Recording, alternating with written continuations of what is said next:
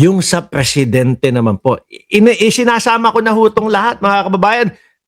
Ipinapaliwanag at pinapakita ko na lahat to kaysa maano kayo, kaysa ma-fake news kayo, madali kayo ng mga Jason sa na mga impormasyon. At least ito ho, legit po. Alam ko, walang masyadong interesadong makinig doon sa mga proyekto ni Pangulong Bongbong Marcos kasi alam na natin, no, tayong lahat alam naman natin na kumikilo si Pangulong Bongbong Marcos. Pero para kapag kayo napunta na pasyal doon sa mga vlogger ng mga DDS, pag tinanong kayo, ano nagawa ni Bongbong Marcos? Ibalandran nyo to sa mga pagmumukha nilang may mga korikong. Ano po? Presko sa biyahe, aircon, waiting area sa LRT. Biruin mo yon na hindi ka nagaganon-ganon, no? Hindi ka na iinit-init, ano? Para pagka naman dating mo doon sa trabaho mo, no, pagka hindi yung kagaya no, antay ka ng train, wala pa yung train, ang tagal, ano? Pawis na pawis ka na doon. No? Pawis na pawis ka na. Pagdating mo doon sa iyong trabaho, ang bantot mo na, kaamoy mo na o kamukha mo na yung isang vlogger ng mga DDS na may banil sa kilikili. Sino pa naman gaganahang employer kapag ka nakita ka pawis at dugyot at amoy baktol ka na? Di ba? Siyempre, kaya yan, iniisip ng Pangulo yan. Lalo na ngayon ha, magsasummer ho, mga kababayan. Tag-init. Di ba? At least yung paghihintay mo, ay naka-air condition ka. Pagdating mo, doon sa pupuntahan mo, mabango ka pa din. Di ba? Air condition waiting area para sa lahat ng pasahero, mas maayos na pagko-commute daw ho, mga kababayan. At nakita nyo ho yan. Di ba Susana J. at Joel Q ng Cereza Force? Ganyan ang gobyerno ni Pangulong Bongbong Marcos. Hindi ho yun, magbe-belt tayo. Belt, puro minadali. Tingnan mo, nagsibagsakan yung iba.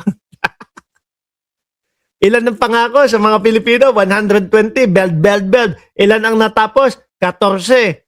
2, o yung isa, pinatanggal. Yung Mount Kamuning. No? Kasi naman, hindi pinag-isipan para lang may maibida tayo sa mga Pilipino. Para masabi natin, madami tayong proyekto. O sige, mag-Mount Kamuning tayo. Bahala sila dyan. Mahulog sila sa pagkataas-taas niyan. Di ba? Ano ginawa ni Pangulong Bongbong Marcos? Gibayin natin to. Ano po? Gibayin natin to. Palitan natin ng mas maayos at tamang proyekto at tamang mga kagamitan ang ilagay natin dito. Tumawid ka man, hindi ka kakabahan, hindi ka matatakot. Kahit magpabalik-balik ka pa, hindi ka matatakot. Tapos, dadagdagan pa ng mga air condition na waiting area. Ay, anak ng tinapa. Baka madamay na dyan yung sa mga carousel, yung mga pinag-aantayan ng mga carousel. Ano ho? Ganyan si Pangulong Bongbong Marcos, mga kababayan. Ultimo, mga maliliit na mga ganyan, no, na makakapagpa-ginhawa, gaan sa araw-araw na pamumuhay ng mga kapwa natin Pilipino, tututukan niya yan. Okay na yung good news. Babanat na tayo? Game na? Ready na ho kayo, mga kababayan? Kasi hindi ko alam kung saan uumpisahan ito Gusto niyo po ba umpisahan kay Jason sa mga kababayan? No? Kasi may sinabi ko dito sa vlog ko, mga bossing. Siguro kahapon niya tayo kung di ako nagkakamali. Ang sabi ko, kapag ka nakapag-bail na si Jason sa, okay na yan. Kasi yung libel naman, meron yung meron yung bail.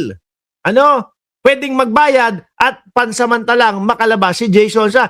Hindi pa din po pala yata nakakalabas, mga bossing. Si bossing.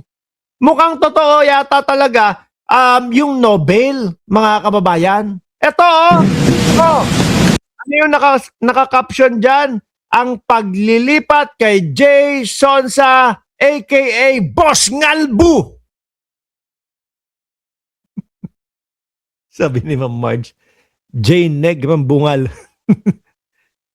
Hindi ako, Ako mga kababayan, although, di ba, fake news peddler, nagpapakalat ng fake news. Tayo naman po, may puso pa din po tayo. Naawa ako doon sa tao, mga kababayan. Alam naman natin na talagang damatans na. Ano po, inihingal na nga po eh. Nakita nyo, nag-spray na po nung para sa bibig niya para makahinga siya ng maayos. Nakakaawa, kaya lang kailangan harapin nila yan. Ano po, sa umpisa pa lang, alam na nila na may batas. No? Alam na nila na kapag dilabag nila yung batas na yon, may kaparusahang kakaharapin. O, ang tanong natin, bakit pa din ho nila ginawa? Ngayon, yung awa na nararamdaman natin, hindi naman natin maiiwasan yon. Ang ganda lang. No, kailangan pa din sumunod sa batas. Di ba, Ma'am Neng Gigi? Panoorin natin. No? Walang iiyak, walang, alam ko, maaawa kayo, maantig din ang puso ninyo dito kay Jason sa.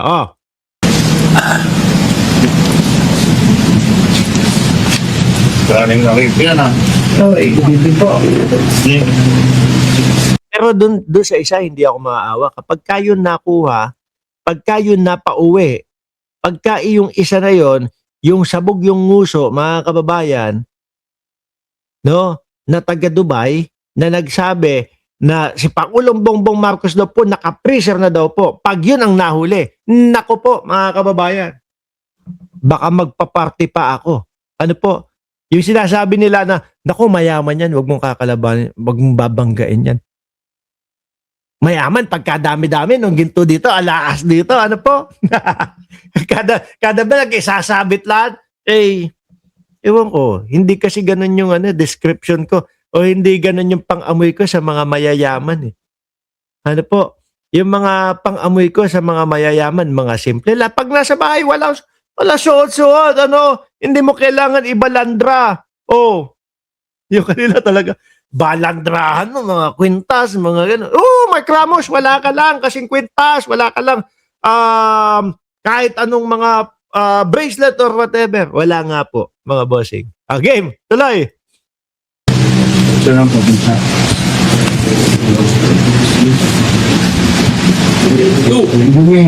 Bayan na. Lilipat ng kulungan. Oo. Lilipat ng detention facility.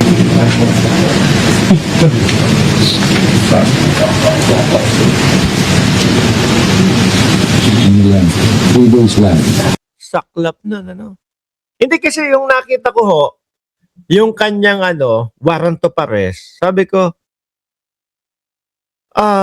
cyber libel o libel, di ba nakakapagpiyansa naman?